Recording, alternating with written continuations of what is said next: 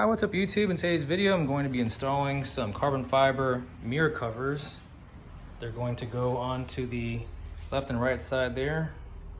And all you have to do is put some 3M tape on it and mount it. If you want to check out this awesome product, just check out the links down in the description below and it'll take you to Amazon and eBay. You'll be able to find the best deals on these carbon fiber covers. So here's the inside, what it looks like, and we use this tape that came with the kit and we just laid it out just like so it grabs around the whole side mirror. So that's the front of it and that's the inside. Same thing with this one, inside and the outside. And this is going to go on a Lexus RCF. You can also use this on the regular RCs as well. All right, so I went ahead and removed the backing, the red pieces you see there, and it's actually a clear 3M tape. So we're ready to mount it now.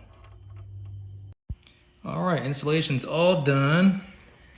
Give you a little walk around of how it looks. Side profile, the front and the top, and the inside corner,